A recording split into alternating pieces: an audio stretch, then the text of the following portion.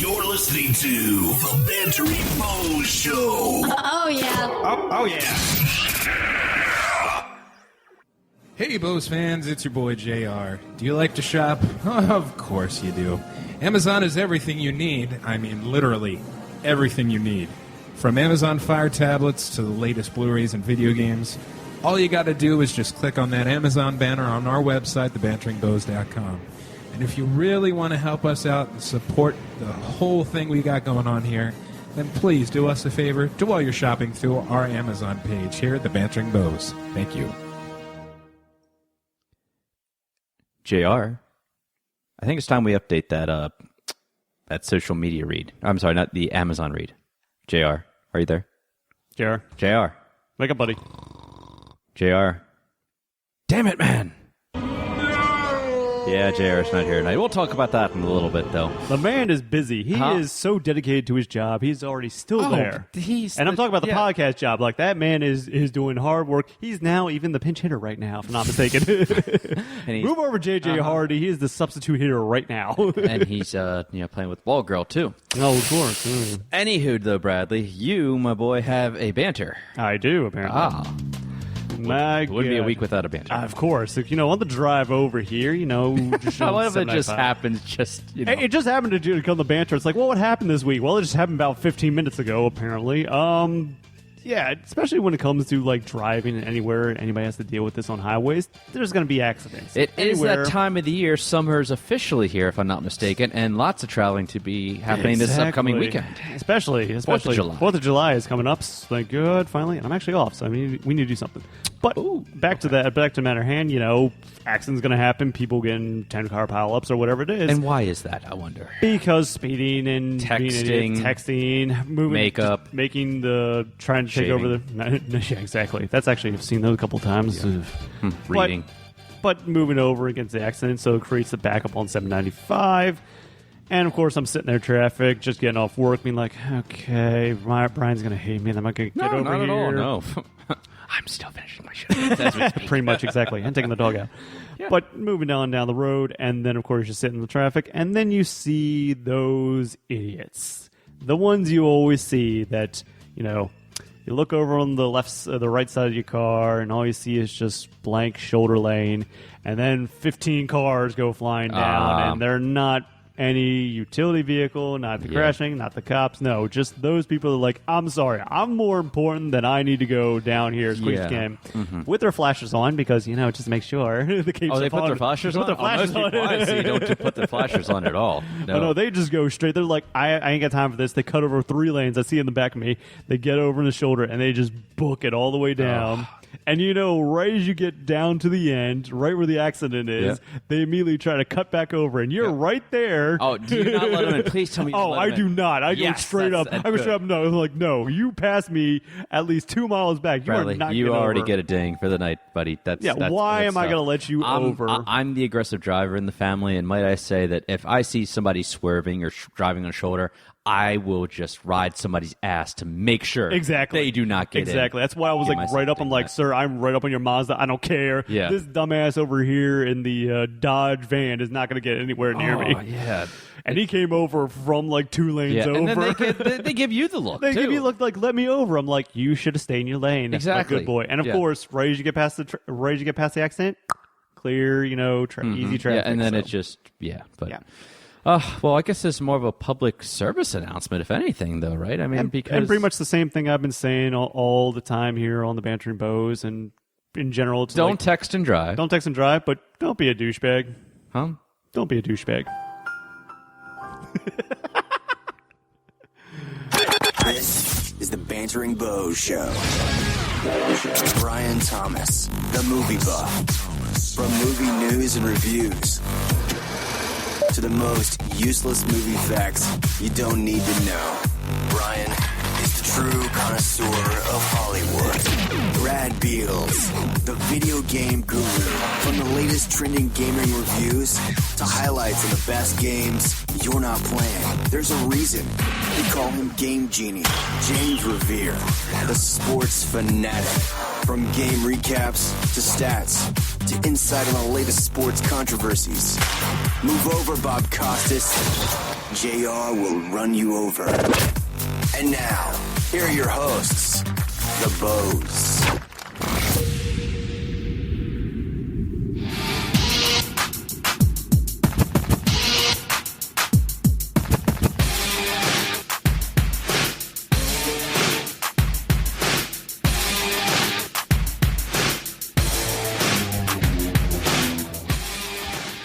Welcome, everyone, to the Bantering Bohs Show.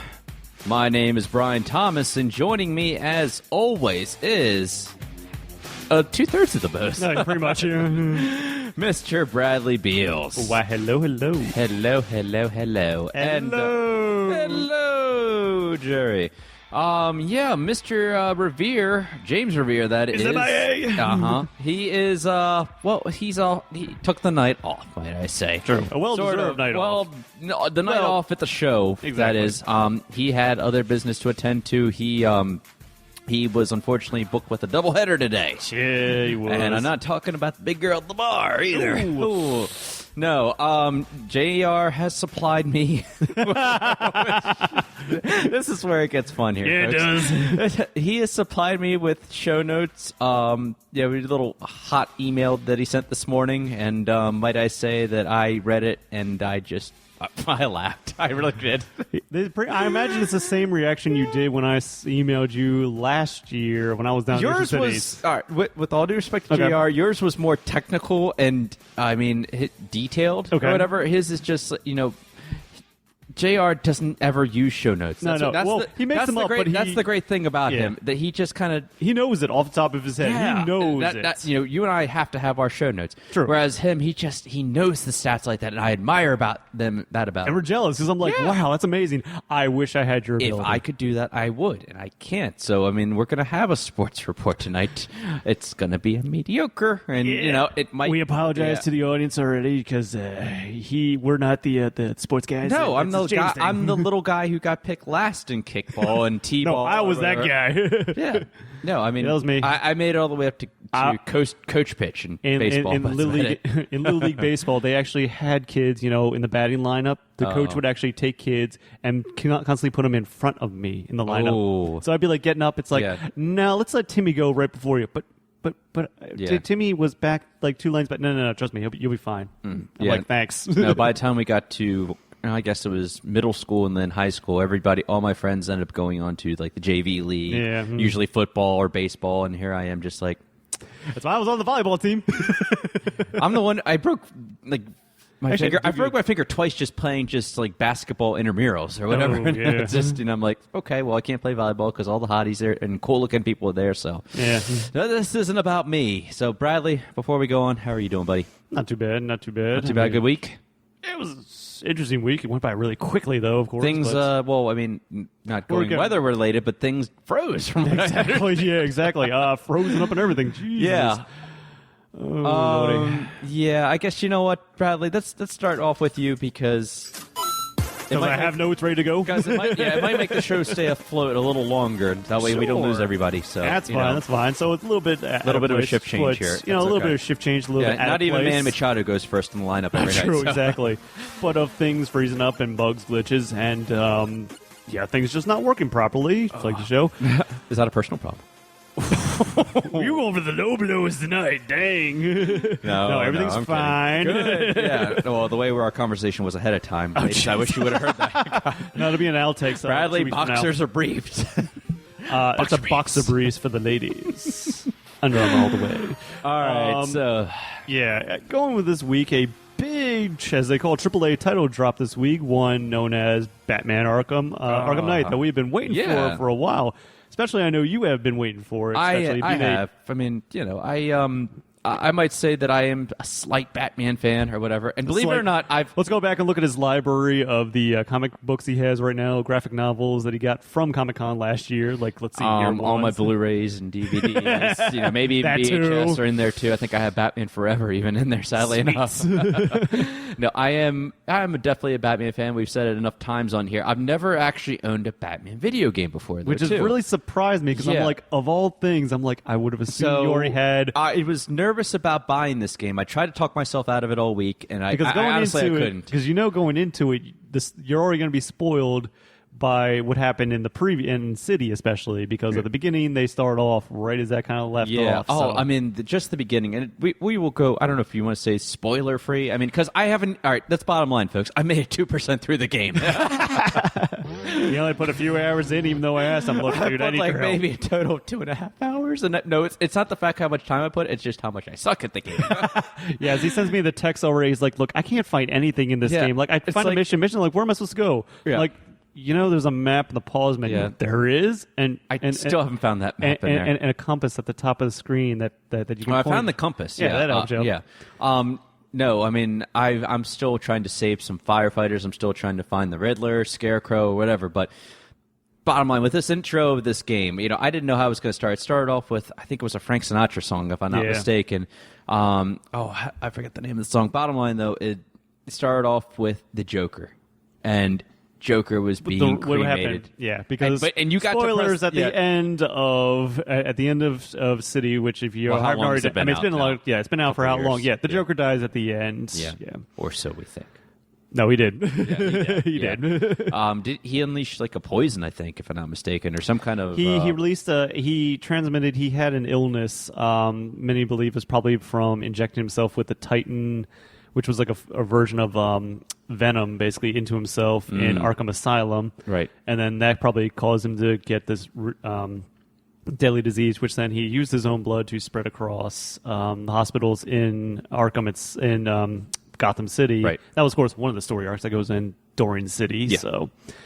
But no, I mean, you actually get to press the cremate button, and then after that, it goes into such an interesting story. First of all, you don't even start off playing as Batman at the beginning. You kind of walk into this diner. You're playing a cop. Yeah, exactly. You're playing a cop, and then they say, "Oh, somebody's smoking in the corner there. You want to go check it out at the table?" And all of a sudden, it's I think it was. It's the fan.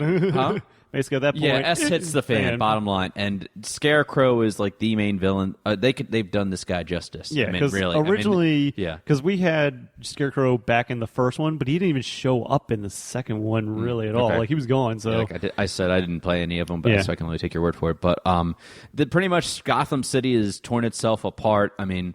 It's going to be every villain but the Joker from the sound of it. I mean, Poison all the Ivy. major ones. Yeah, so far I've seen Poison Ivy and nice stems. Well, I showed him the picture from Asylum earlier, and they went. Of course, back then she was a lot more younger look. This is a more of like matured look to her, especially. So she has matured. Now. Jim Gordon's in there. You have his daughter that's actually helping you out there, too. She's Oracle. Oracle's been in there. Yeah. She's been in there from the beginning, so this time she's a little bit more prominent, I assume. I haven't seen Alfred, but I've heard him over the radio so far. Best star so far of this is easily the Batmobile. It comes Batmobile. Oh, my God. Which is surprising because a lot of reviews, when they get to, of course, looks gorgeous, everything else. Yeah, I was worried how it was going to be. A lot of reviewers say, especially when it gets towards the end of the thing, the Batmobile becomes the most what's the word I'm looking for? Annoying part of the game, actually. Surprisingly enough, because they use a lot of just like unnecessary, just like puzzles that involve the Batmobile. Right. And they're like, as much cool as sounded at first, towards the end, I'm just like, I don't care. I can get around faster just using the zip line. Yeah, the zip line you do get around faster with sometimes. With the grappling book, but this Batmobile, man. You like the design because it's a freaking tank. It's a cross between the Tumbler and Michael Keaton's Batmobile. Gotcha. Almost so too. And it does something. It's very similar to how the Batpod was, though, to how the wheels turn and so forth. Now, what I've gotten so far is I've been able to try is the tank mode. Mm-hmm. Now, I don't know how many people like this tank mode because a lot of the enemies or a lot of the bad guys are using tanks in here, whatever, which it might get old after a while. It hasn't gotten old for me so far. In the early stages, but I imagine if it might get repetitive down the line, especially. Yeah. Again, this is a first impressions guy, so. Yeah, I mean, I'm not really giving spoilers because, like I said, I've only played 2% of the game, so I can't really give too many spoilers. I can only say what I've played so far.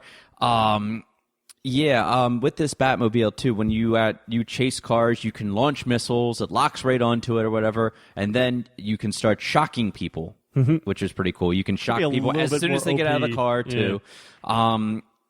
you jump in, you fly out of the Batmobile, you jump into the Batmobile, you press the LT button, and the Batmobile will be there just like that. Instantly. That's really cool. And sometimes I don't want it to be there right away because I'm enjoying this fighting in there too. Yeah. To me, this is kind of like Mortal Kombat, just pressing all the little buttons with all the combinations in it. Bradley, he's getting that joy of just like the free flow combat. Yeah, this is really cool. I mean, it's was it third person? It's a third person action game. Yeah. Yeah. This is the thing I've never ever gotten used to, especially with the Grand Theft Auto 5 when I last owned it. It's the freedom that you have to go all over the city. Right. Right now, I've been stuck in Chinatown for the last day or so, and I don't know how to get out of it. But I mean, it was one of the things, especially when Arkham City came out. They're like, "Oh, I have this open city," and where Asylum was you were just in the corridors itself. It's like, sure, you went out in like the areas that was just outside of in Arkham itself. You would just be like, okay, here's the courtyard area, but then let's be inside the buildings itself. Which I kind of like that claustrophobic atmosphere a little bit, made a little bit more tension. But but City did open it up a lot more. But you had a lot more. Okay, but the city still feels a little empty. Sure, there's henchmen around, but where's everybody else, like the regular people? So, well, at least they were able to explain that right now. So. This just because pretty much Scarecrow said, I'm going to unleash whatever kind of toxic chemical on the city or whatever. They evacuate, and all it is just bad guys roaming the city and stuff like that too. I like that you can fly around as Batman. I'm sure you've been able to do that before. True. I just discovered that he has some kind of I wouldn't know if it's heat vision or whatever. The detective mode? Yeah, the detective mode. Which has been in there. It was way overpowered in the first one, but in the second one they nerfed it down because they realized, when you run around with it on the whole time, you don't get to see the gorgeous visuals. Yeah. So, I mean, only drawback right now is that you have that much freedom or whatever. And that might not be a bad thing for everybody else because, like you said, you're not limited, though, too. True. Right now, I mean, I'd easily give it a 4.5 out of 5 at least. But again, or whatever. It's early impressions too. Yeah, so this is the start of it. I mean, what have you read so far? Going on with that is that because obviously you can't play it on PC right now. Well, I'm getting into that. I was going to break it. It's Sorry. I would have loved to give you guys my impression of it and everything else, but unfortunately, right now the PC version. Sales, WB Games has suspended sales of the PC version of the game, and reason to that is because the PC port absolutely is dreadful. This clearly is not what we as the PC. I'm right there with them, seriously. Like pitchforks and torches now at WB Games. How long have we been waiting on this game? We've been waiting a while. Once they announced it, they're like, okay, Arkham, Arkham Origins wasn't done by Rocksteady. They messed up. I mean, they messed up. It was a bad, it was a bad rush of the game. The game even had game-breaking glitches in the game that would literally make it so you could not even progress. It would bug out, crash. Right. And when they asked them, I was like, "Oh, are you going to fix this?" No, we're going to work on DLC. Those bugs are still in the game, and they're like, "Okay, fine, screw you." So once they said, "Okay, another Arkham game, Arkham Knight, and it's going to be done by Rocksteady." Fantastic. The guys who did Arkham Asylum, Arkham City. Yeah. Great. We know their track rate. It's going to be great. Of course, if we look back in the launches, they're kind of rocky at first, but when you got the Game of the Year edition, everything was ironed out. Right. This launch, unfortunately, was up there with Assassin's Creed Unity at how bad performance this thing ran. Yeah. And of course, it's like they're getting, capped at 30 frames per second. Nothing should be capped at that. Low texture quality right there. Level's not even like rendering at all. And frame rate even dropping down just from entering in and out of the Batmobile down to single digits. We're talking I saw those screenshots that you sent me. I mean, it was freezing. Yeah, there was freezing stuff. And it's like, are you kidding me? Of course, that's not my play version. Sadly, I don't have it. So these are what other people are reporting. And of course, these are people who are on high-end beast computers. We're talking like people that have like the GTX 980 Ti's basically, and it's like, Jesus Christ! If the guys who are with like a 3000 or more, computer are having issues, then the regular guys who are having like those mid ranges don't even bother. And of course, those are people who have NVIDIA cards, and they're what this game is designed for. Right. People with AMD are having even worse, performance issues, and it's like, really, what happened here, guys? So, I mean, I know I keep saying this to you, but it's not like they rushed it. I mean, they've had plenty of time. When was this game supposed to come out? That was actually originally supposed to come out. Was it supposed to be in the fall? If I'm not mistaken, it got delayed back. It kept getting pushed back, and finally, finally came out with a summertime release date, if I'm not mistaken. Yeah. But this to me, it felt like the way this was, especially with the PC port, is they handed it off to, I think it's Iron Galaxy Studios. They're mainly known for, they've done a lot of like ports and issues before. They actually did, I think, Arkham Origin port for that. But their main thing that they're known for is doing games like Racketeer, that was a Kinect game, and Dive Kick, which was actually a pretty good indie title, which was a deconstruction of the fighting game and breaking it down to a one-hit KO game of just dive kicking. Yeah. You have 2 buttons, dive and kick. Dive is basically you jump up in the air, and then kick buttons, you kick. So it's just dive kick. So the first person to hit one another, it's a KO, and it's like a 7-match, best of 7 matches. Right. It's actually pretty good if you deconstruct the whole fighting game. Instead of take out all the combos, take out all that, it creates those tension moments at the end where it's like every moment is going to count. It's instead of like getting those big combos, no, it's one hit kill. So. I like that. It's actually a pretty good game, but it's surprising that it's like, okay, who dropped the ball here? Did they give them enough time? Was it WB that wanted it rushed out? Was it Rocksteady? Who knows to really point the finger at the moment? Okay. And this is actually very unprecedented because this is the first time a game has been suspended sales in the PC market. This has never happened before. And it's like, wow, you guys messed up. And it's glad that they're recognizing it and going back and saying, okay, we're going to fix this. Yeah. Of course, just the last night of time recording this, they did release a patch to fix some issues, like some crashing issues and so just some performance tweaks right there, but not everything. There's still a major list of issues they still have to do. And NVIDIA, of course, is working right alongside with them and shows that they probably didn't get, working job with them just for getting unlocking the frame rate from 30 up to 60 because that's what should be standard on PC and even consoles. Yeah. That was the big thing, especially Xbox 360 and PS4. Next generation console, 60 FPS. So. So where do we go from here? From here, I would, of course, recommend holding off. If you did buy it at launch and stuff like that, especially on PC, Steam has implemented in the refund policy. So if you do feel like if you got ripped off, please use that. If you are with eligible, please go ahead and use that.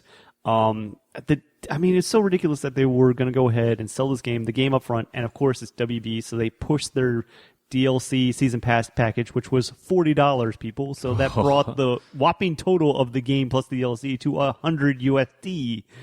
So there's something else I wanted to mention too. No, you finish first. It's okay. No, but it's something with that. It's like at this point, you see this, and it's basically and the same thing we've seen in other WB games. Mortal Kombat. How many times do they push out that season pass? Right. Shadows of Mordor that came out just this past fall. They pushed that season pass. Of course, right now the Game of the Year edition is out, so you can get that. The whole lot of the DLC for dirt cheap. If I'm not mistaken, they had it at this past Steam sale for literally $25. God. So I totally took advantage of that. Yeah. And all the bugs have been ironed out at this point. So, yeah, it's one of these things where it's like you see how bad this is. And a lot of people say, well, Arkham City wasn't like this in Arkham Asylum. You remember playing the game when you bought the Game of the Year edition. You don't remember the actual launch because they did have performance issues at launch, too. So... Once you bought the Game of the Year edition, that's all been ironed out. And that's kind of the sad thing is I want to say, wait for the Game of the Year edition because by that time, all the DLC, all that $40 DLC will be available at a cheaper bundled cost. So, this is such a letdown for just all the PC users, though. Especially, it's like, are you kidding me? And especially Arkham's, the Arkham series, especially with Rocksteady, have had a really good performance in doing justice to the Batman series. And it's only, this being a disastrous event for just release with having, I can't remember how many reviews. It was something like I want to say 6,000, but I know it's probably more than that, like 6,000 or 8,000 user reviews showing the Steam page saying mostly negative. Metacritic score was like a 1.6 by user reviews just because, and most of them, of course, the vast majority of them just say, capped at 30 frames per second. Yeah. Not the actual, a lot of them going into detail, saying performance issues here, this locks here. You basically get to the point where the game was literally unplayable, hard crashing all the time on people just for at a random issue. So It's sad. Yeah. It's sad. That's it, man. Game over, man. It's game over. Not until a Steam sale. So I would say hold off. We're going to wait until WB and Rocksteady get this ironed out for the PC users. But if you really are desperate for it, you do have it available for the consoles. And the consoles haven't had any problems. Haven't had really any problems. And that's if why you said they're getting such good ratings. Yeah, if you really want to wonder why the review sites, especially out there, are giving it such high praise, is because they were given a console copy. Majority of them had been actually the PS4 version of the game, which apparently seemed to be in the definitive edition, I guess. You can see where they put all their effort. I can see why. Especially it's interesting when you look at again, Total Biscuit pointed this out in his video of the port report, when he went to the options menu and they looked at the controller layout, because on PC you do have the option. They show a DualShock 4 controller. Now, for the longest time, it's been an Xbox 360 or an Xbox One controller. That was very interesting to see that place there first of all, so everyone's like, okay, we clearly know which one you're porting off of. Yeah. So here's what I wanted to mention: the limited edition release. Yes. That was the problem, because that apparently they had to withdraw too, the one that hanging with the Batmobile, because it was like they didn't have enough to keep it up. So like, yeah, we're gonna have to pull this because we don't have enough for this. So yeah, you're not getting RC Batmobile. Oh, I wanted that too. As soon as I saw it, I'm like, oh yeah, and it's like, oh nope, we're pulling it. It's like, nope, gone, not enough. I'm like, are you WB? I mean, they're doing. I've not been happy, especially with WB. It's one of those things where it's like, and you look at their track records of their games, you'll notice each one of their titles has always pushed a season pass immediately off the bat. They try to sell you all the DLC packs, and at that point, you just wait for a season for the Game of the Year edition, because there usually is one where you get all of that included plus at a cheaper rate. So, is it too late? Can you roll this out as being Game of the Year? Or once it actually I wasn't being funny there. Once it's all fixed and work, we can then start to actually, judge it. But at the moment, because at the time of recording this, the PC gamers cannot own the game, own it. If you bought it or pre-ordered it beforehand, you have the copy, but it's in a buggy state. You have to wait for it to be patched. So, and I did find it interesting, even Green Man Gaming, who is a third-party, PC vendor site, and they sell basically Steam keys as well. They were offering refunds as well for the title, which normally I never really seen them to do beforehand, but quote me if I'm wrong. But that was interesting that they're like, yeah, we'll refund it totally. But I remember even them having a deal beforehand. They had it, if you did a discount deal, right at checkout, if you entered in like a promo deal or something, you got a pretty deep discount to help out with that $100, price tag. But still, I'm just like, I'm glad I held off. I'm like, I even said it on the show, like I was going to hold off till I saw reviews. And when I saw Polygon giving it a 10 out of 10, seeing IGN. IGN says 9.2 out of 10. I'm pretty sure they started at a 10 and now they knocked it back down to a 9.2. And then I saw like GameSpot put a 7 out of 10. I'm like, that's what I want to read is what are they showing that Polygon and IGN are missing? So, because if they're giving a 7 out of 10, what's missing? Maybe they were playing the Xbox version. I don't know. They went in to say, like, especially the whole thing about the Batmobile, and then it gets repetitive towards the end. And I did read a lot that there was with the direction that Rocksteady could go with this, it's just that they kind of outdid themselves in Arkham City. That it's like, how can we, raise the bar even more? And now the Batmobile was probably the biggest thing, I would say, and that's why they're throwing it in there. And everybody's like, we put a lot of effort into this Batmobile. We even made an RC car for limited edition. I love the Batmobile. Who doesn't? I mean, the fact that you get to drive it in this and just do whatever, you get to do the tank mode and everything else in it. But having said that, though, I mean, I feel sorry because, let's face it, the PC gamers are what I consider the true gamers. And for this had to be the PC Master Race. So good. This had to be such a kick in the balls for them, too. Exactly, to see that. And it's like, really, guys, like we deserve a little better. And of course, you spend a little bit more for PC, so you expect a little bit more out of your games, a little bit higher quality. But lo and behold, sad thing is you see with this, and it's not good for... But in the meantime,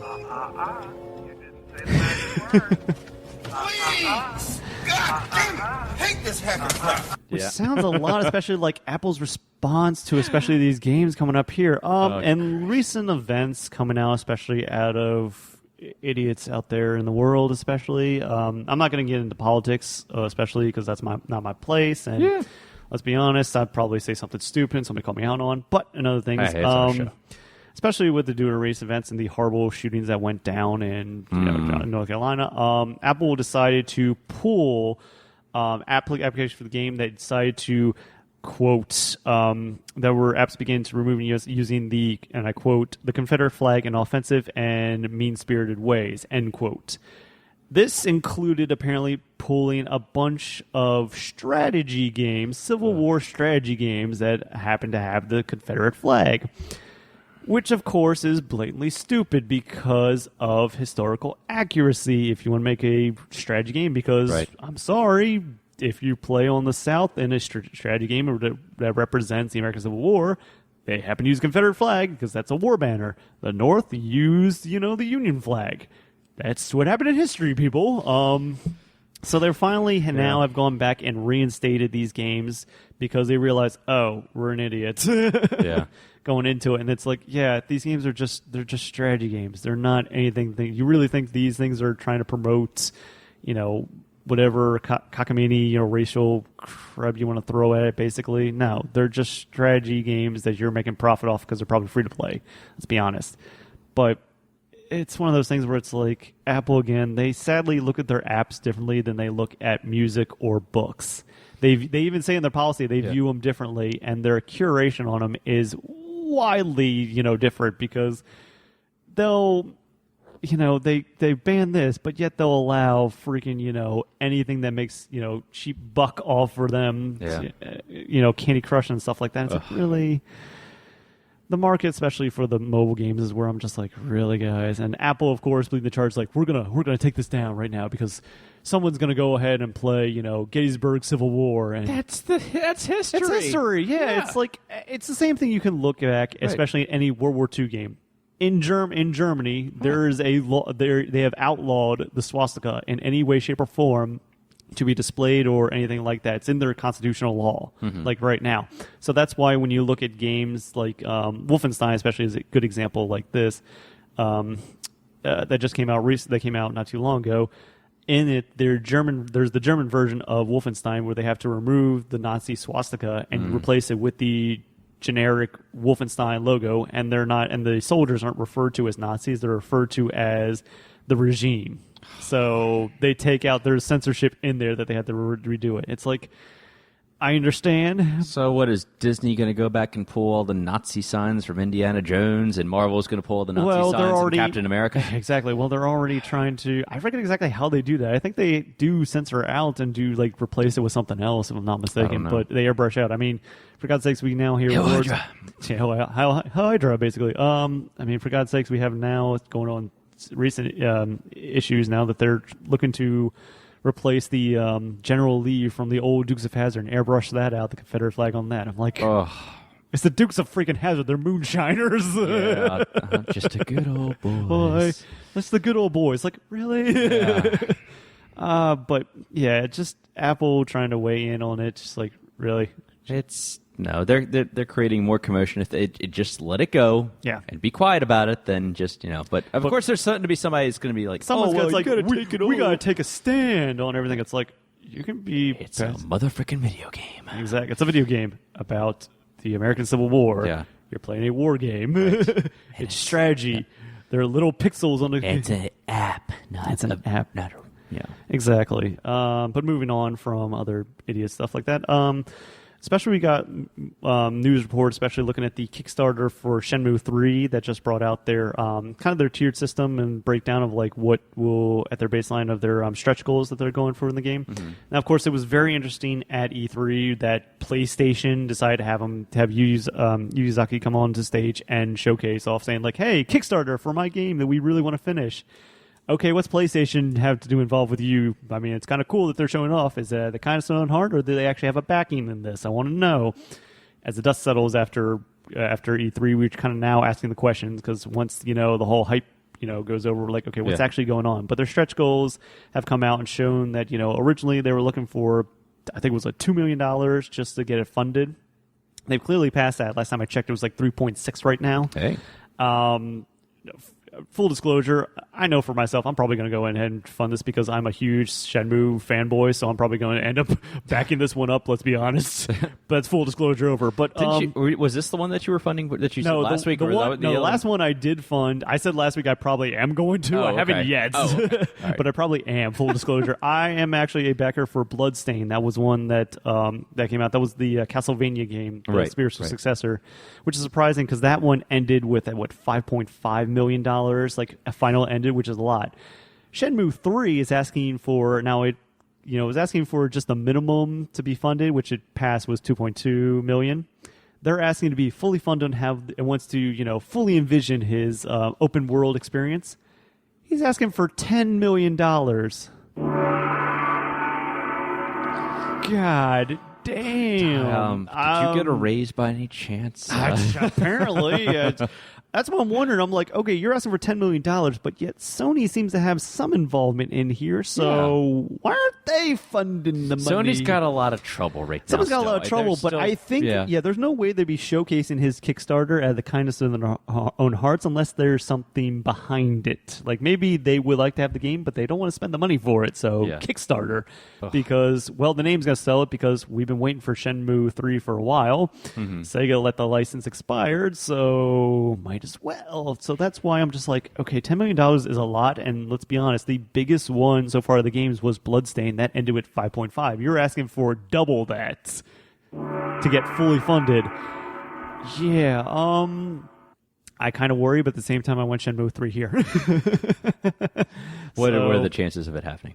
I mean, it's already been funded, but making it $10 million, depends if they get some really big investors in there or people from the industry actually put in, or Sony actually fronts up some money in there. I was going to say, maybe Sony had a deal with them, said, hey, if you make it up to this point, then we'll match you. We'll match you or put in something in there. Maybe, again, it's speculation. A lot of the ones that get, especially a lot of attention, now a lot of people say, like, oh, the only reason why they're getting that money is because Sony gave them the attention. And similar to Bloodstain, that got a lot of attention from the news sources on there, especially on the internet. The big name media sites give them attention, but then people say, well, what about the little guys? The indie guys are trying to get attention, and a lot of people have shown, like, well, think about it.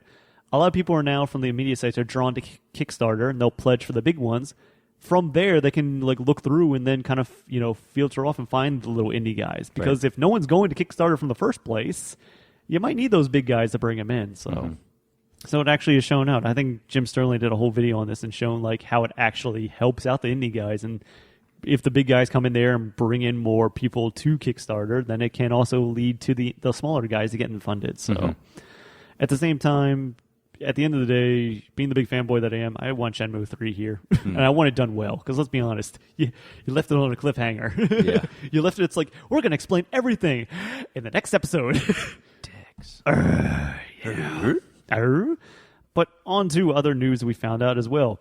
Call of Duty 3, Black Ops 3, Zombie Mode is going to be showcased or shown off this year at the San Diego Comic-Con. Hey. So we'll finally get to see live demos of that and actually find out, because the Zombie Mode is pretty popular for the Black Ops series especially. And, yeah.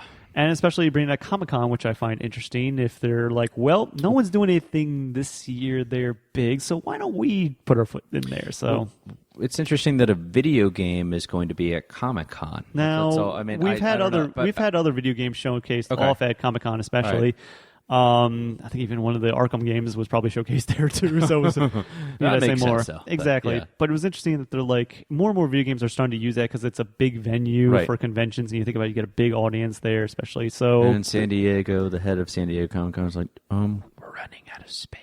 I think so. So like, I mean, we got some open space. You want to get in there? So yeah. Marvel's not coming. Paramount's not coming. Sony's not coming. We need a big one. Let's go to video games. Guys, get in here. You got your zombie modes. So it's going to be showcased off there for those attending. So get on that, especially if you're looking for the Black Ops 3. So we saw a little bit of the multiplayer demo shown off at E3 itself, but this is now going to be, that's just the multiplayer. Now we get to see the actual zombie mode, which is a big popular mode, especially for those who like to play on Black Ops. The zombie mode in Black Ops 2 was great. Actually, I think I played more of that. That one, I think, too, than the Black Ops 1, especially. But for me, Personally, I know this is just my personal opinion. I find it very boring because it's the same thing over and over again. You're just trying to see how far you can levels go. Or whatever. Yeah, it's levels. But the zombies are so freaky that they just sneak up on you. Or exactly. Too. I mean, I have Call of Duty Zombies for my iPad. Now I haven't played it since like, wintertime at all. Exactly. But I mean, still, it's a lot of fun. It's still a lot of fun. Pass some time, Exactly. But there are people out there who made entire YouTube channels just dedicated to it, just seeing how far up the leaderboards they can get. So.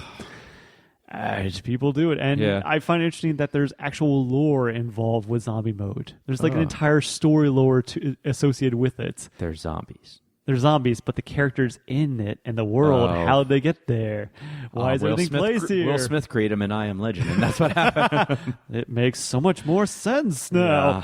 But also, speaking of zombies, to wrap it up for the night especially, Dying Light especially has taken jabs at Bungie, especially with their recent... Bungie did a recent cross-promotion they tried to post with Red Bull especially, and promotion of their upcoming expansion, Taken King for Destiny, their game. They did it where they would have, if you bought certain cans of Red Bull, then you would get a code that you can preview the upcoming expansion pack.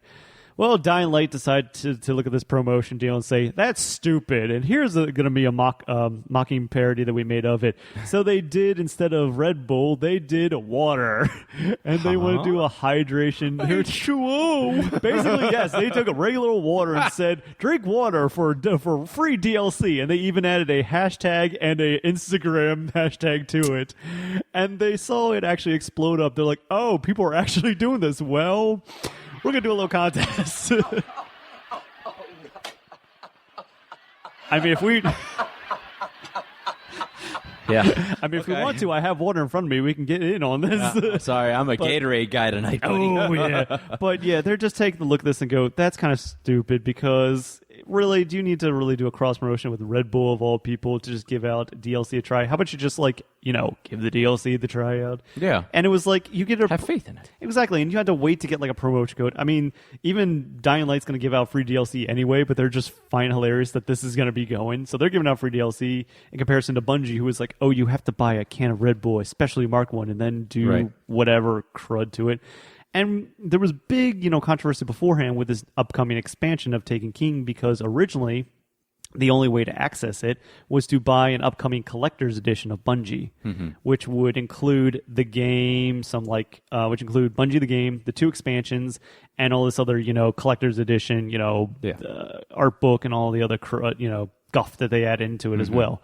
So in order for, players, original owners of Bungie itself, they would basically have to rebuy the game plus the expansions that they probably already bought and get a bunch of guff that they didn't even need when they could have just been like, yeah, why don't you just sell the expansion packs separately, which finally Bungie owned up to and said, our bad, that's wrong, we shouldn't have you buy another collector's edition if you already have the game, because that's just dumb marketing and completely exploitative off the bat. Right. So they finally said, okay, we're going to sell it differently, and they're going to sell it. It's going to come out next year. So, but, Yeah. But that's pretty much, I have to wrap it up right there. And no problem. It's okay. No, hey, you got the extended time. That's all right. There's a reason for that, as you can tell. But, yeah. We're filling in gaps, Bradley. Mind the gap. Mind the gap. Mind the gap. Oh, can't wait to get on chapter. Oh, I know which one you're talking about now. Nice gap, buddy. Yeah. But yeah, other than that, video games have been pretty all right. Game sale coming off. We're still in that haze. So. Okay. But other than that, let's be honest. Let's try out and see what the movies are out there. So. Or do you want to go into sports to check it? Let's go into sports. Let's try it. All right.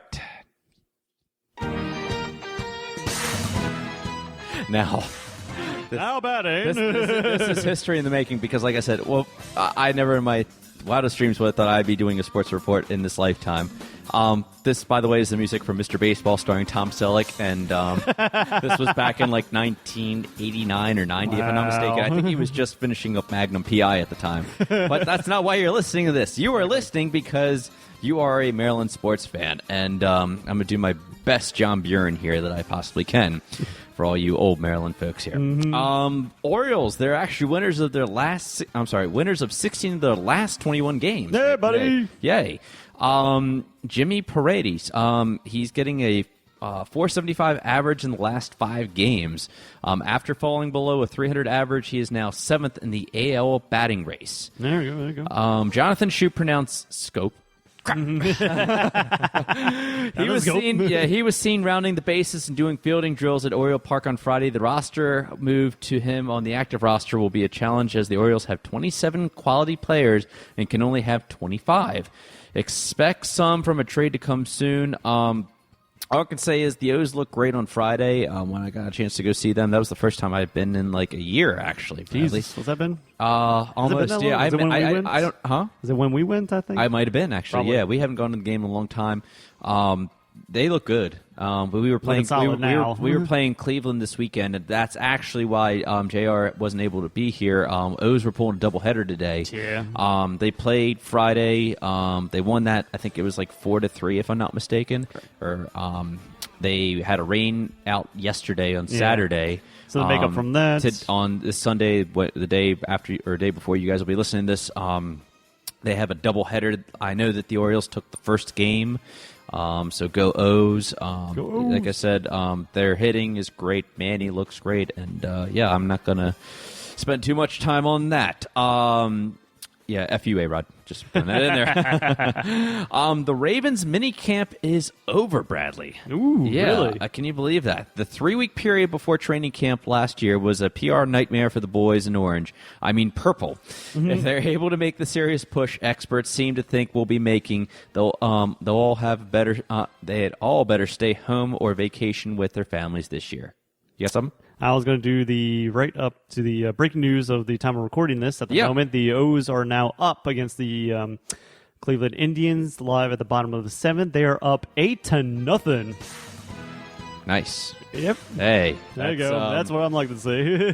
That's very good. Indeed. Yeah. Very. It's not going to be a nail biter for that. What inning are they in? The bottom of the 7th right now. Oh, they got that. Yeah, they got that. So they'll be able to take. Well, I don't know how many games they're playing against Cleveland, so that they'll be able to at least take all 3 games versus Cleveland, unless they have 4 by some small chance. Yeah.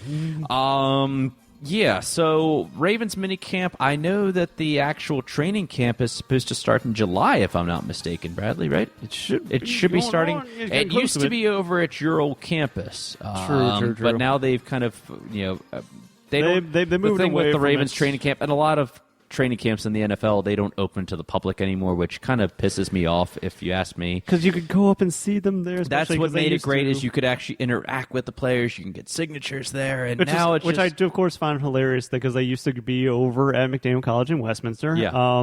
Which I find actually hilarious because you could go up onto the fields and do with them, and at the end of practice, you wait at that like long line, kind of like a red carpet, and you just put your whatever hat, football, or anything, pennant.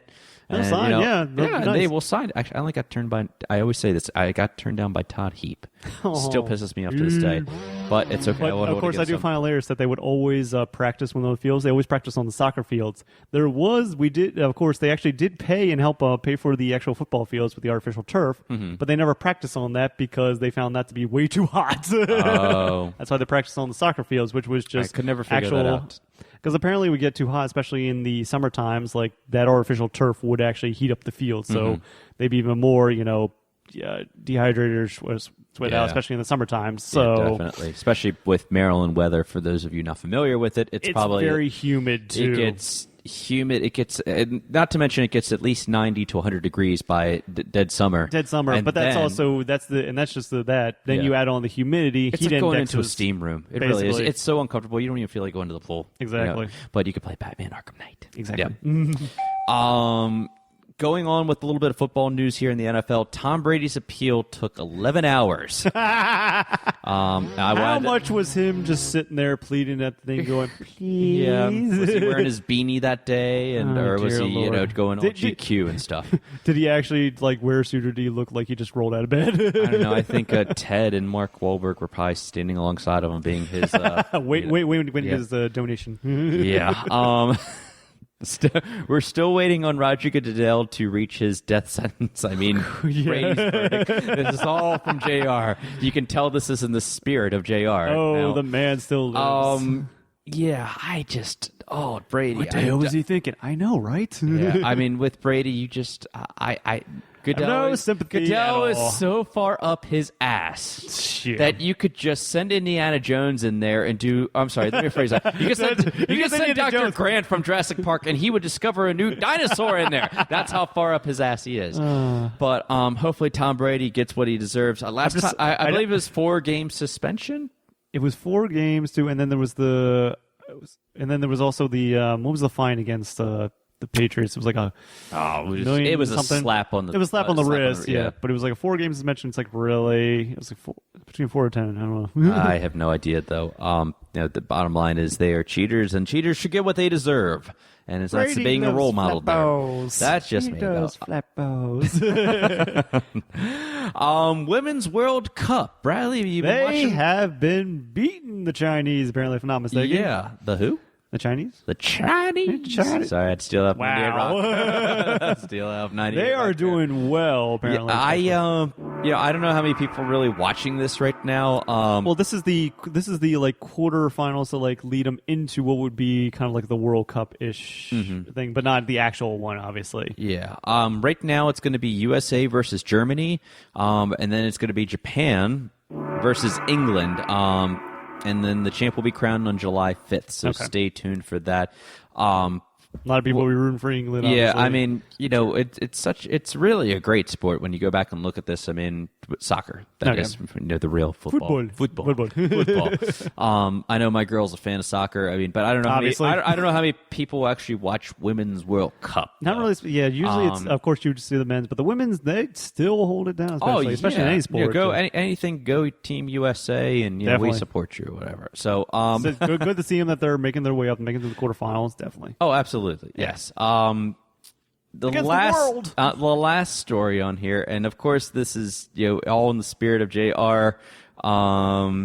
We live in a culture that in many ways grows more stupid and graceless by the moment. As JR's not here, but that idiot still makes his way on here. Well, he mentioned this in a sports report, luckily. So, quoted from JR, Bob Costas is a dick again. Still here. My bad. He referenced the player's dead relatives after the pitcher had a rough outing and signaled to the heavens, as he always does while leaving the mound. Bob, really? Really? Buddy? Oh, man.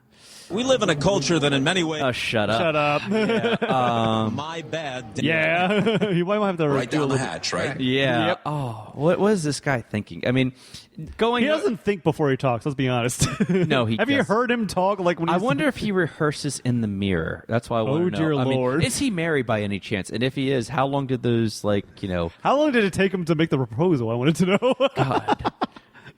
I'm not really that much of a vodka guy. So what were you drinking when you Drinking. proposed or when you got the red My eye? eyes can't get any redder, no matter what I do. Oh, so what if a player wants to reference his relatives? I mean, Exactly. It's I can only imagine what he said in there. I didn't have time to look it up. I'm sorry, but bottom line though is don't be an idiot. yeah, don't be a jerk. Yeah, Still, exactly. though, how many good sportscasters, Bradley? We'll end off with this with sports report. How many good sportscasters can you really think of that are actually Like good. Yeah, exactly. Yeah.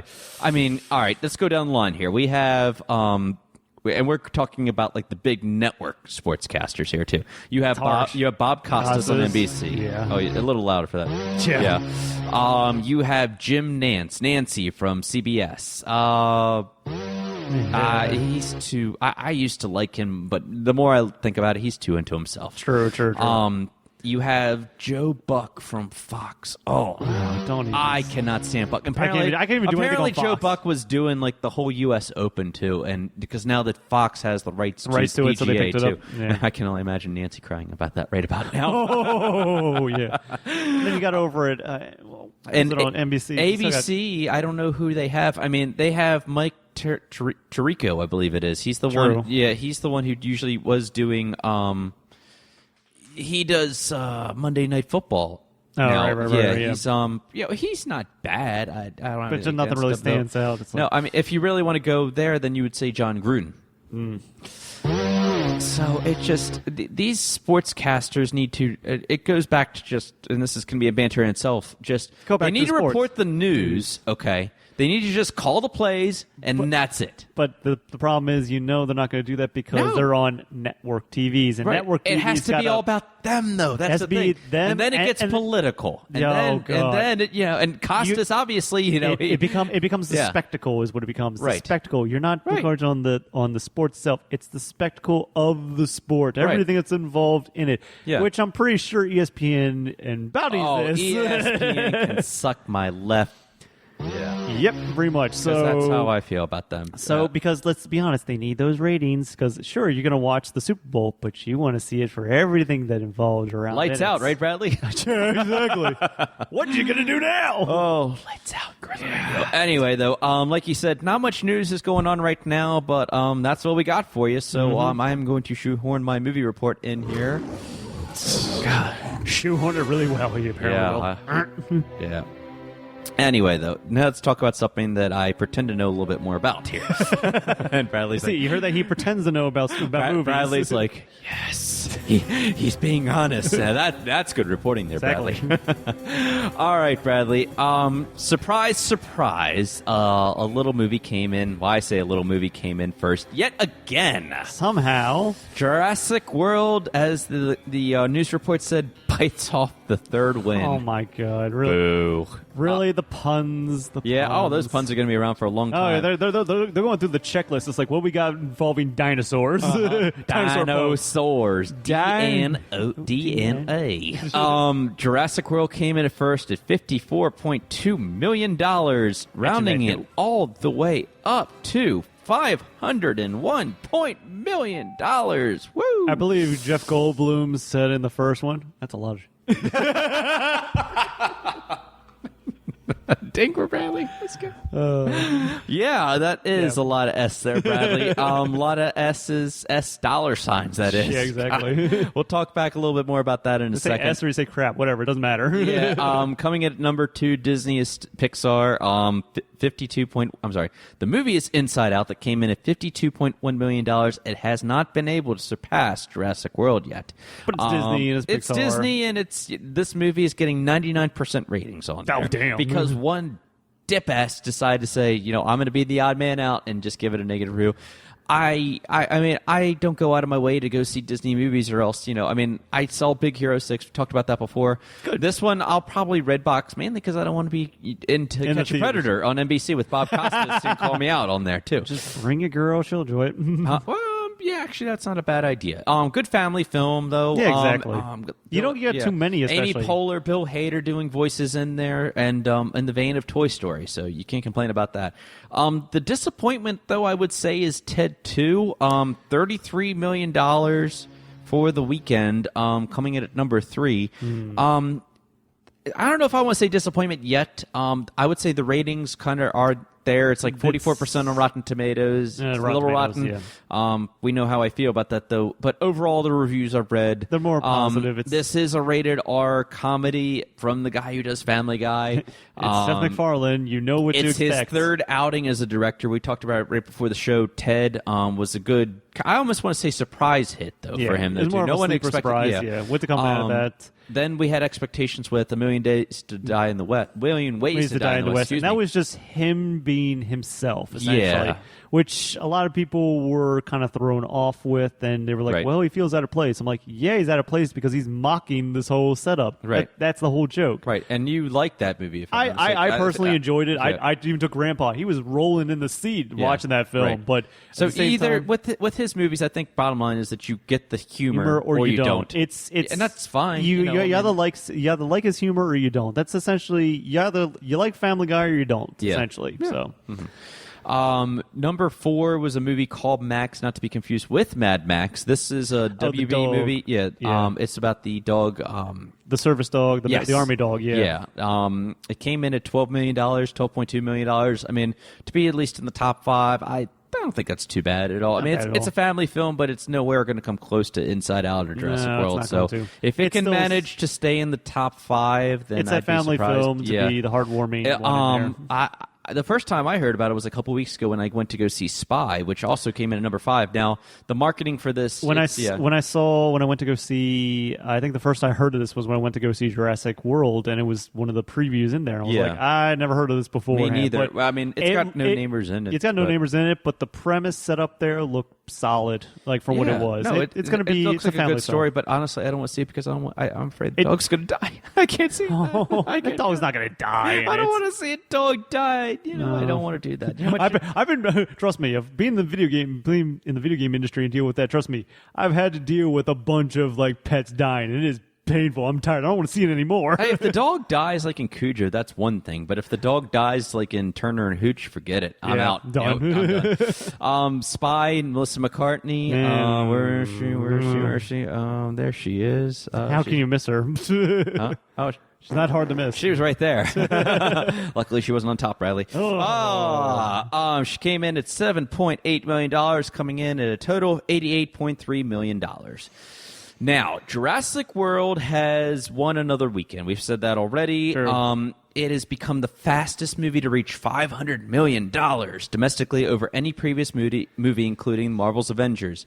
It's also the 5th movie ever to achieve the $500 million benchmark domestically, now having surpassed Star Wars and the prequel Star Wars Episode 1, The Phantom Menace. Internationally, this is where it's getting good. Right. Jurassic World has grossed another $82.5 million in 66 territories to bring its overseas total to $737.5 million. That's what it do. Yeah, it deserves that. And Daily Double? Yeah, and the Daily Double. Yep. Overseas it's grossed over $64 million. Oh no, it got to that. Literally. Oh dear Lord! It was. Let's be honest. That third act was. Hey! Don't give away. Okay, don't give away. No, I mean, there's maybe a few people that haven't seen that. Shockingly, trust me, that's where you get your money's worth. Jurassic World. Here's where it gets really good. Jurassic World has reached $1.2 billion worldwide, with Japan still to open in August, but it's well on its way to becoming Universal's second movie of the year to take in more than $1.5 billion globally after April's Furious 7.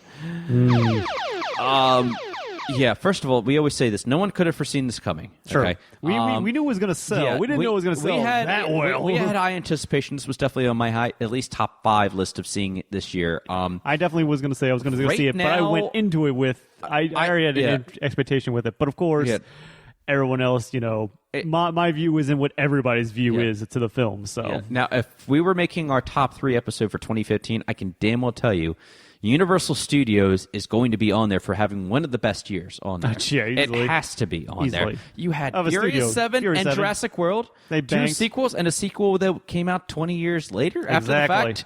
And a 7th installment. Yeah. Who would have thought? Actually, now that you mention it, while we're on the topic of Furious 7, Jason Statham has said that he should be coming back for Furious 8. So, it's going to be Furious. Wasn't there going to be on board with they renamed it Furious Supercharged or something? That I don't know about yet. Okay. No, he did an interview, and he was saying that he feels like he's a part of the family now, and that he should be coming back for Furious 8. He had a great time doing it, so don't know. No, we did announce that when that's going to be. Check the Bantering Bohs Instagram page. Yeah, it's another. all there. I can only imagine how they're going to top cars parachuting out of a plane, and a drone in downtown LA. They're gonna put it in space somehow. I'm telling you, we're gonna get into the moon. It's one of these films. I swear to God. Well, actually, Justin Lin's directing Star Trek 3, so anything's possible. True. Yes. We'll come back to that in a little while. Going back to Inside Out, though, while it did come in at number 2, and number 2 is not that bad, especially when you're Disney. You still make money. But for a Disney movie to not come in number 1 like that, that's kind of shocking, but that's okay. Disney and Pixar have now proudly announced that Inside Out's opening weekend box office results mean that the film has achieved the biggest box office opening for any original movie and the second highest grossing in any Pixar movie. Toy Story 3 was the one that came in, which grossed $110 million during its opening weekend, and then went over to gross $1 billion worldwide. Like I said, there's a lot of good movies. I mean, I would say Jurassic World could fall into the family movie category for those that are more mature for it. It is a PG-13. It's a PG, but there's a lot of deaths in there. There is, yeah. I mean, Inside Out would be the latter. The latter. It would be more the kids. Now, while we're on the subject of movies coming out this week, Terminator Genesis is coming out. And I will warn everybody that everything I'm reading right now, and you know I make my own opinion, but out of everything I've seen from this marketing campaign, this looks like it's going to make Terminator 3 look like an Oscar movie. It really does. And it's going to make Terminator Salvation look like a pretty good movie in comparison. I mean, you don't want to get your hopes up. You don't want to get your hopes up. It's another podcast I listen to, Schmoes Knows. Check it out. They're on iTunes and YouTube. They're really good. The comedians, guys that do like their own movie thing or whatever. And they had a chance to go see. One of the guys had a chance to go see Terminator Genesis, and then he posted a picture of Angry Face from Inside Out as his reaction, because they had the disclaimer where they can't release the review quite yet. They can't, because of embargo. Yeah, they said that it just like kind of took everything. They tried to take some of the stuff from Terminator 1, Terminator 2, but they just went in this weird direction. And that's what we kind of get that feeling with going into this. I mean, we saw this with the marketing going into it. It's like, okay, you took... We saw originally, you even see the trailers. You see, John in the past, and now he's a Terminator. It's like, what? It almost sounds like what they were trying to do in Terminator Salvation. Yeah. I think that's what we're going to kind of see. It's like it's a continuation of that. It's like, no.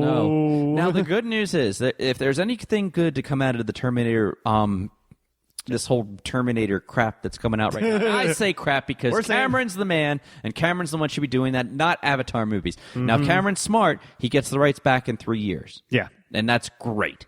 So it does it justice. I really hope that Avatar just, he kind of gets that out of his system. It's like, you know what? I want to go back to my baby. He's just getting that because they see the money. Because they were like, oh, we did a lot of money. Yeah, but can you do a story? Nope. Okay. Yeah, there's no story. It's just nothing can compare. And the technology, it's like back in the early 90s. Yeah. And it's outdoing this. Let's be honest. That's all kind of his films are. Is like, how can the technology do well? Let's look at what... Right. I mean, that's what you had with... Terminator 2, Titanic, and Avatar. Right. It was all the technology. Mm-hmm. That's what you're pushing. That's how he pushed his films. Like, damn. I don't want to see another Terminator set in our present world or whatever. It's been done. It's become like it's rehashing. I guess if that's the phrase you want to use. Word. It's old hat. Yeah. It's old hat. Okay. And I want to see what I've been dying to see. What was teased from the first Terminator. I want to see nighttime war scenes with the lasers and Terminator. It seems like they teased this in Genesis, but I just want to see a whole movie of just the battles in there. Yeah, whatever. The actual the present day of that. Terminator Salvation teased us with that idea, but it just couldn't. It didn't. They're going to have that just in the beginning, like they always do, and then immediately go right back to the past. Right. Yep. Yeah. They're going to do that right in the beginning because that's all the setup. That's the setup to lead into what they want to stay in. That's the past and. We'll go into the Silver Fox and make his appearance. Kicking down a door. No, I heard Arnold did really good in it. I would hope so. Yeah, I mean, it's Arnold, and he owns that part right now. I mean, that's. It's nice to meet you. Oh, big buck. So here's hoping that. I don't want a movie to fail. Believe me, I really don't want. True. We want movies to do good. We want to do justice to the. We demand better for our films so that they're good. That's what we want. Right, and they've had. It sounds like they haven't had plenty of time to get this kind of a series right or whatever. It's just that since Terminator 2, even going back to the Sarah Connor Chronicles, which I've never watched, but I only understand that they even couldn't. They even couldn't get it right. That. Even have a TV series. So. Probably because he set a bar so high that they couldn't touch. It's not. I mean, it's not like he's not the most creative person ever. It's just that maybe it's just how he tells the story, or just maybe how he used the technology or whatever, exactly, or just the themes that he used or whatever. Now it's just okay. What kind of can we flip a bus a couple more times than they did in Dark Knight? Sure, why not? And can we put the camera on it so it flips with it? Yeah, in 3D. Jeez. No, I'm not seeing it in 3D. I'll see it on the Sunday morning matinee at most. Okay, so let's get into the big story of the week here, Bradley. Yeah, it's not too often that I get to break this out here, but why not? The timpani. Mr. Beals. Yes, sir. And to the listening audience of the Bohs, we have a new Spider-Man. Spider Kid. Oh, dear Lord. Spider Kid. I'll help you out. The hell, kid? You go back. Do you got some homework to do right here? What's going on? I haven't hit puberty yet. Oh my God. Can you just see Aunt May just sneaking in there and just... Wait a minute, it was Ant-Man. Oh, God, that's so... All right. Terrible. Now, first of all, I will say I'm a DC comic fan, but... Okay, I will back Marvel with some of their decisions. This is one that it's not that what scratches my head. It's the fact that it makes me feel old. That's what it all comes down to. So please elaborate to the audience out there. After months and months of rumors and speculation, we had a 31-year-old Spider-Man, if you can believe Andrew Garfield is that old. Actually, the same age as me. He does not look it.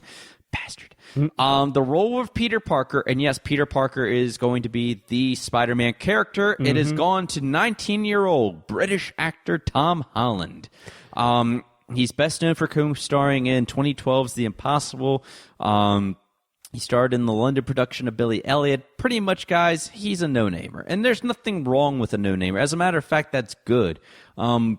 Never believe all the rumors you hear about how Asa Butterfield, the guy who was doing... See, I don't remember not the last year. Jesus, I'm getting tired. Yeah, it's just. I mean, bottom line, this is Spider Kid, and he is a shrimp basically. Yeah. They've been wanting to do this for a long time. They wanted to have a Spider-Man, and this is where Marvel's smart, or MCU anyway. They want to have a Spider-Man they can have for a long time to come. Okay. That's where it all comes down to. That's you're 19 now. Yeah. But at 25, you're going to be... Yeah, exactly. And they want to go back to high school because that's actually one of the more important... I don't want to say more important. Because that's where he starts to develop as Spider-Man. They're not going to... They've already said, okay, we're not going to go back and tell another origin story. No. Thank God. I don't want to care about the story you didn't know. No, I don't need that. No one else needs that. And that's probably why The Amazing Spider-Man didn't do as well.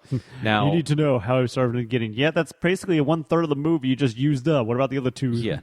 Now, we know this much that, and this was speculation before, but now it's confirmed that Tom Holland, the new Spider-Man, will be showing up, and he's reporting to Atlanta to start filming in his first film as Peter Parker in next year's Captain America Civil War. I will give them...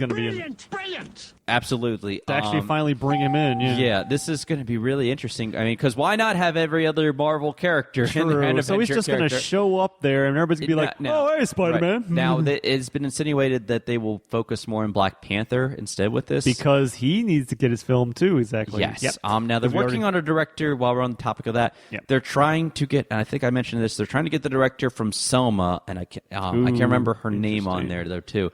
That might be an interesting take. It would be interesting, but I don't know how it works. My problem with this is you always want to get a good director. You always want to get somebody who's got that talent. Got the talent, but also a lot of to show love and care for the source. Yeah, but you don't have to. This is the thing. Just like it gets, I say sexist. Okay, first of all, just like with Wonder Woman, we have to get a female director to direct a female superhero movie. No, you don't. You don't. No, you don't. You just need a good... You need to understand that. Or whatever. And, if that was the case, then how can Paul Feig direct movies with all women all the time and always get it right? And I can't believe I just said that. But he will be directing a Ghostbusters movie, though, too. True, yeah. You're getting a African-American to direct a African-American superhero. Or African superhero. It's from Africa. Okay, African superhero. Okay, sorry. But it doesn't mean just you don't have to have that though. Yeah, That doesn't. I mean, I don't know if that's how they want to do it too. And it's like also the fact that you have a very talented indie director doing this, and it's Marvel. Marvel doesn't take their movies as seriously as, say, like DC Comics or a lot of other studios too. There is a lot of lightheartedness, especially in there. Yeah. You see a lot of humor thrown in. Right. I mean, if anything, we saw Avengers: Age of Ultron. We saw how much humor in that, but well done humor. Like they that's know great, how though. to. But if you go see Selma, there's no humor in that. That's a very serious issue. How Martin Luther King marched a group through Selma. Oh my God, that was a heartbreaking movie, if anything. And I don't know. But and speaking of indie directors, they actually have a director now for the new Spider-Man, whatever it's going to be, Ultimate Spider-Man, Spectacular Spider-man, don't know Amazing, which one. Whatever, They already had whichever, Amazing. That's why they're Amazing. They have a guy named John Watts. He actually directed the Sundance movie Cop Car that actually is going to be released on August 7th, 2015. I saw a trailer for this. This is Kevin Bacon. No, but this is a good kind of like thriller, I would say, kind of spooky thriller in a way, though, too. Pretty much two kids find this abandoned patrol car in the middle of nowhere. They take it for like a joyride or whatever, and then Kevin Bacon gets on there. You better return my car. And then they just go on this crazy rampage. And I'm like, this could be good because you have, once again, another guy who's taking, or another person who takes serious movies, and this is an indie director. Right. Just like how Selma was. But it's just like, I don't know if they fit into the Marvel Cinematic Universe. Just from their track record, yeah. their style. I mean, if you want to go back to Sam Raimi, he had, he was doing horror movies, and Spider-Man is anything but a horror movie too. Different directors can do different genres. We've seen that with Furious 7. It can happen. I just, I'm a little nervous about that at the same time, though, too. We just want to see good films. That's all at the end of the day. Yes, we do. Like I said, going back to the whole Amazing Spider-Man, Kevin Feige, the producer over there at Marvel, they're talking about the kind of tone that they're going to be having for the new Spider-Man. I'm kind of intrigued by this. You're familiar with the name John Hughes by any chance? Yes. Okay. Help me out here. I just remember the name. That's all. Well, you definitely know his movies: Breakfast Club, Home Alone, the original Vacation, Ferris Bueller's Day Off. That's funny. He did do Home Alone. Jesus. Yes, he did. Thank God he didn't do 3. What they want to do is kind of take like a tone for a John Hughes film. Quoted as saying, it's the soap opera in high school and the supporting characters that are interesting. Just as we hadn't seen a heist movie in a long time or a shrinking movie in a long time, we haven't seen a John Hughes movie in a long time. Not that we can make a John Hughes movie, only John Hughes could. But we're inspired by him, and merging that with the superhero genre in a way that we haven't done before excites us. Could be interesting, but that means they're going to go the comedy routine and just kind of the whole growing up or whatever phase there too. I mean, actually, John Hughes did Planes, Trains, and Automobiles. That's anything but a growing up movie too. Yeah, it's great Thanksgiving. It's the Thanksgiving. It is movie. basically the only one. Let's be honest. Yeah.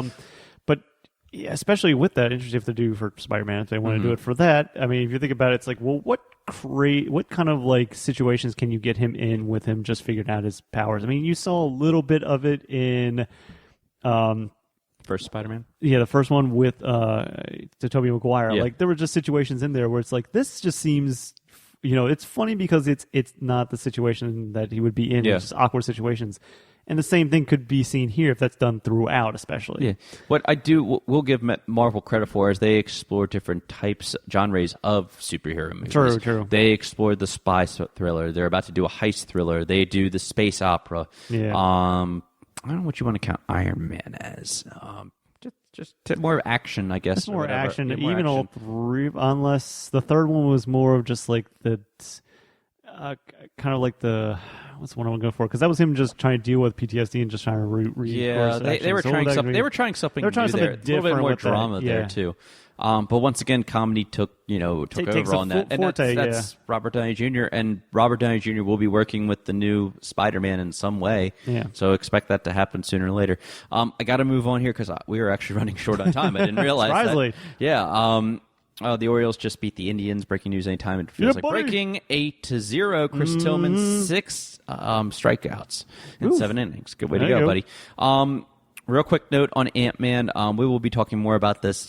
There's actually supposed to be one of the Avengers that's going to be included in the Ant-Man movie too. We'll go into that another day. And that's coming out on, just for the audience. It's July 17th, I think it is. It's we're middle gonna of be July. there. We're going to have to force ourselves to go. I'm going to try to keep a open mind for that. I have to clear my mind, even though I'm going July into 17th. Yeah. Going on a little bit more superhero news. Rumored that Ben Affleck is going to direct the Batman for 2018 release, penned by the writer of Argo and the guy who rewrote or helped rewrite Batman v Superman, Chris Terrio. Could be interesting. I mean, first of all, we have to see what Batman v Superman is going to be like, exactly. and then we can decide. Yeah. We know what those two can do together when they do Argo. Argo, yeah, great that movie. would be really interesting. Did you see that movie? Yes. Okay. Yes, I did see Argo. Argo was really good. Yeah, very good, and it had the humor where it needed it, though, too. True. Surprisingly, in that kind of a movie. But for kind of a really dark one there, especially the humor was just to lighten up the elements, but it was very subtly used. So. Right. We will talk more about Gambit and Bourne 5 next week. I did want to get into this with whole Star Trek 3. Did you like the first 2 Star Trek movies, the new reiterations of Star Trek with J.J. Abrams? I enjoyed them just for summer blockbuster, just like I was able to do what James did and just shut off my mind and just watch it. You did that? I did for Star Trek. I did. I was able to. I know, which is surprising, especially for Star Trek. I would probably nitpick it, but then again, I wasn't really much of a Star Trek fan to begin with. I'm sorry, guys. Sorry. No, I mean, but there are a lot of Trekkie fans. There are Trekkies out there that don't like it, which I can understand because it does the more action oriented and not deal the more like, hey, let's do a lot more space exploration, and do a lot more. What's the word I'm looking for?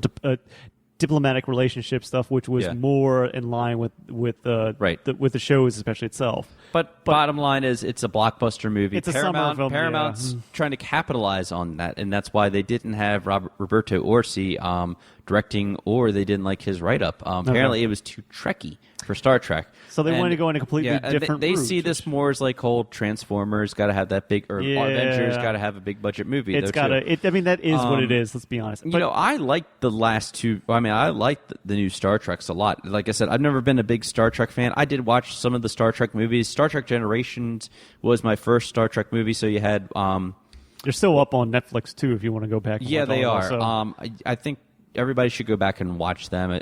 The real Wrath of Khan in there too. But despite the fact that I love the cast in the Star Trek movies, and for good news for everybody, Chris Pine and Zachary Quinto, they have renegotiated their contracts to allow for a 4th Trek adventure, and also boosted their salaries as well too. They weren't getting paid. They weren't getting paid that much, Bradley, unfortunately. And now it's just like, okay. Hopefully they have so much faith in the Star Trek 3 that just started filming that they're like, okay, let's get these guys back, because they're not. I don't think Chris Pine's a household name quite yet. Yeah. He should be. I really think he should be. And there's also rumors that he could still play Green Lantern. I don't know how that's going to happen. Yeah. I think he could. But then again, I don't know that. Right now, what we do know is that the working title, and this is not the official title, it's going to be Star Trek Beyond.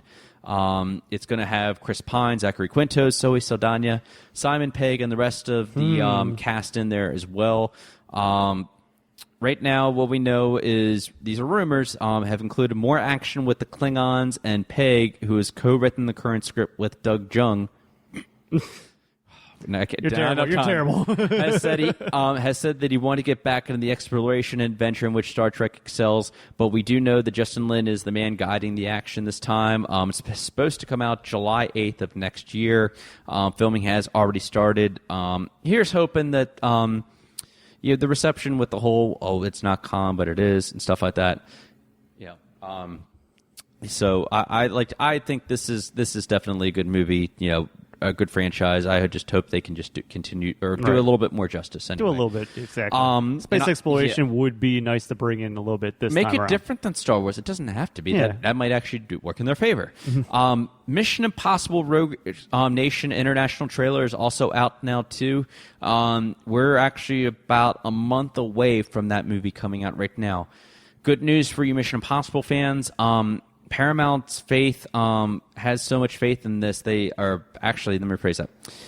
They have gotten such good early test reviews and responses from this that some are saying that the reaction is more favorable than Brad Bird's Ghost Protocol. Interesting. Take that with a grain of salt. True.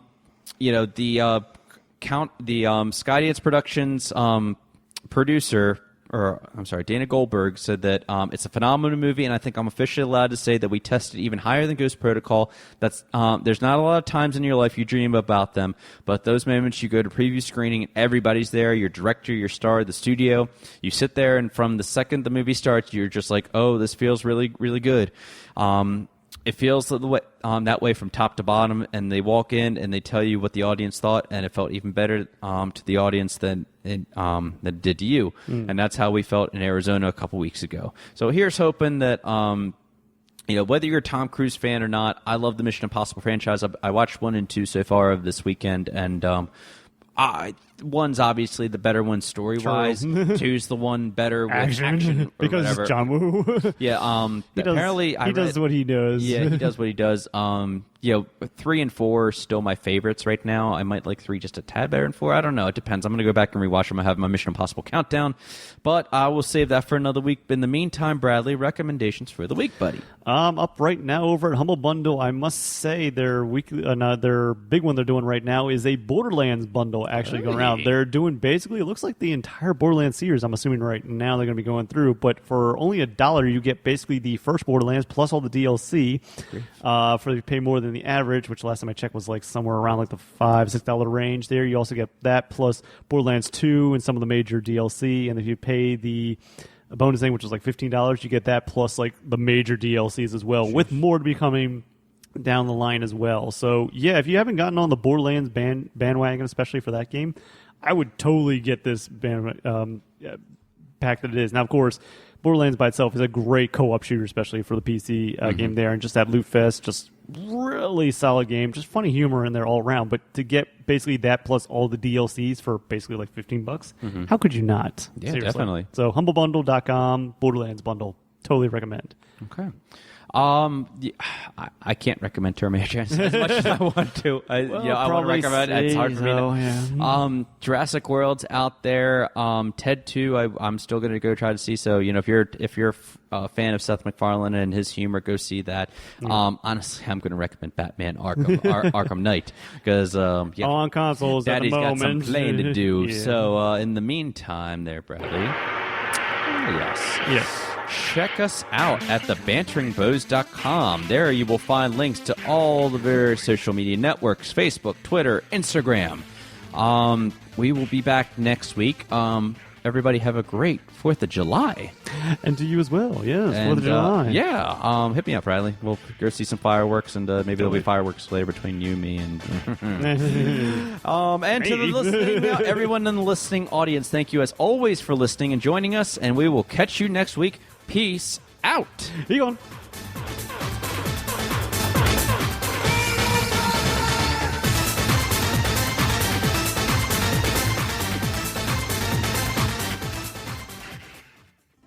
Hey there, folks. Do make sure to follow us on Twitter and Instagram at The Bantering Bohs. Also, be sure to like us on Facebook at facebook.com/The Bantering Bohs. Thank you, and deuces.